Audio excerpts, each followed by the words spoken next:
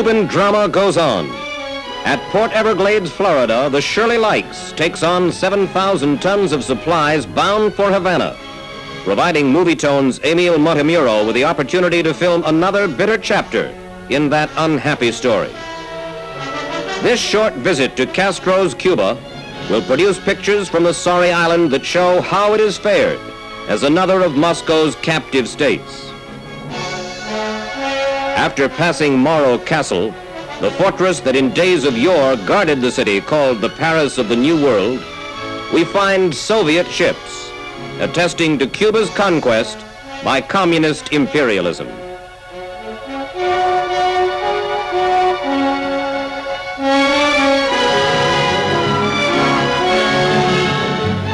At her pier, with her ransom cargo so vital to Cuba's people, armed guards attend the Shirley Likes, check every item that emerges from her hold.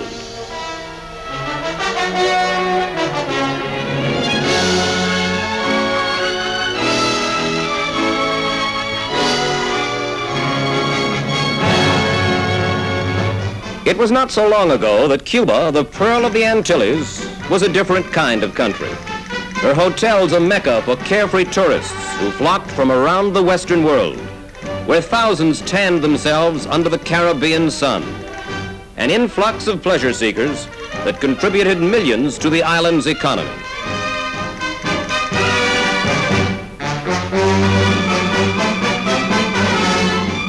Dancing was the order of the day and night.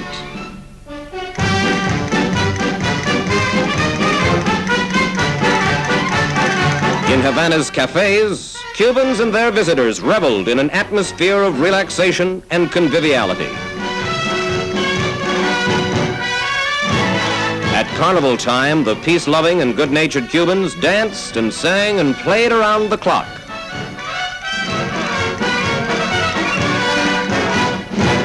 Then Castro came, and the sounds of joy were submerged by the sound of shooting.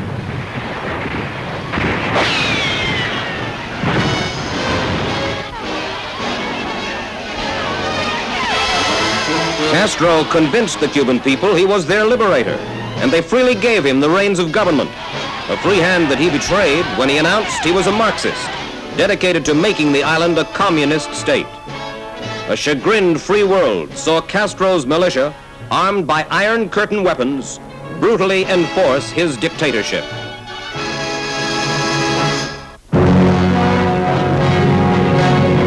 Russian equipment now floods the island. Our cameraman was hustled past all sites that showed damning evidence of the Soviet military presence. And Havana's deserted main arteries reveal that pleasure motoring there is virtually a thing of the past. Residential sections are strangely quiet.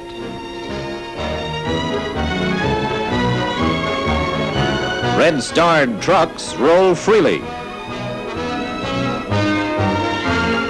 The schools were open to our cameraman, and he found that Castro is following the Soviet line here as well.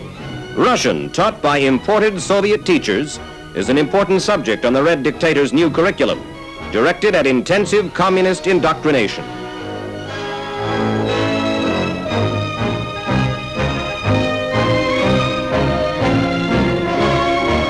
This is a girls' dormitory, and the students came out en masse to get their pictures taken.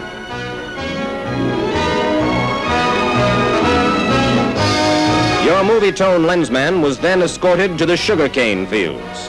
Castro wants to dispel rumors that they have been sabotaged.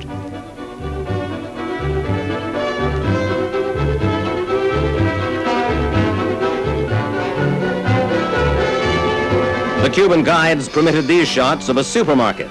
There is no fresh bread or meat on sale, only jars and tins of goods from Red China and Russia.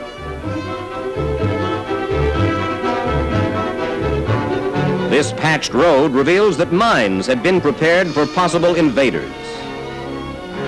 For communist patrols, Burp guns are standard equipment. For amusement, the motion picture fair is Soviet propaganda.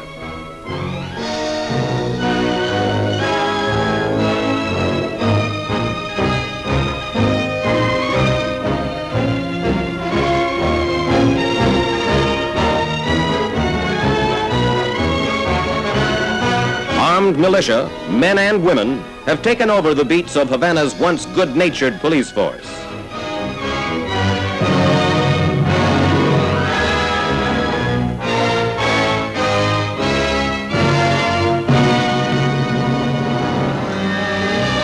Our cameraman was also allowed to film this new drama of Cuban refugees. 1,170 men, women, and children given Castro's permission to leave their homeland if they would sacrifice virtually all their material possessions to him. Most of these victims of the Red Dictator are relatives of the Cuban freedom fighters released earlier.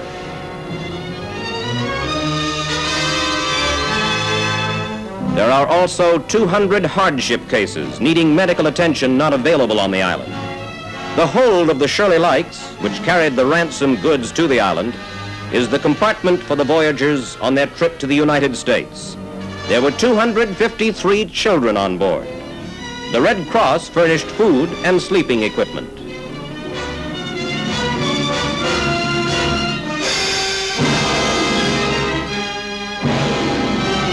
It's now a sad goodbye to their once happy island, though in their future there is this banner of hope.